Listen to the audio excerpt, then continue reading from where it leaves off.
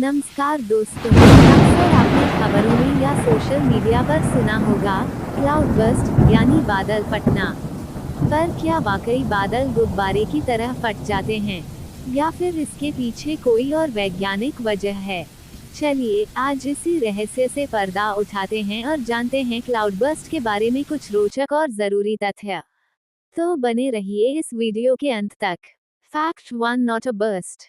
सबसे पहले, cloud burst का मतलब ये बिल्कुल भी नहीं है कि बादल सचमुच फटते हैं। ये दरअसल एक वेदर टर्म है जिसका मतलब है बहुत ही कम समय में बेहद ज्यादा बारिश होना।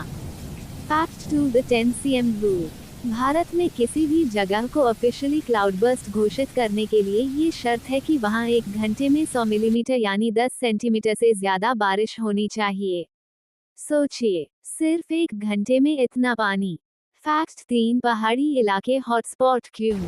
ज्यादातर क्लाउड बर्स्ट पहाड़ी इलाकों में ही होते हैं, क्योंकि वहां की हवाएं ऊपर उठती रहती हैं और बारिश की बूंदों को नीचे गिरने से रोक देती हैं। इससे बादल के अंदर पानी इकट्ठा होता जाता है, और जब कंट्रोल से बाहर हो जाता है तो सारा पानी अचानक नीचे गिरता है। फैक्ट 4, असली खतरा, फ्लैश फ्लड्स। क्लाउडबर्स्ट से सिर्फ बारिश ही नहीं, बल्कि फ्लैश फ्लड्स का खतरा भी होता है। इतना पानी अचानक गिरता है कि जमीन उसे सोख नहीं पाती, और फिर तेज बहाव सब कुछ अपने साथ बहा ले जाता है। फैक्ट 5, ये केवल भारत में नहीं। क्लाउडबर्स्ट केवल भारत में ही नहीं, बल्कि दुनिया के कई देशों में होते हैं, जैसे अमेरिका, चीन और यूरोप के पहाड़ी क्षेत्र। यानी ये एक ग्लोबल नेचुरल फेनोमेनन है। फैक्ट 6, कमलोनिम्बस क्लाउड्स ही दोषी। क्लाउडबर्स्ट हमेशा कमलोनिम्बस क्लाउड्स से होते हैं।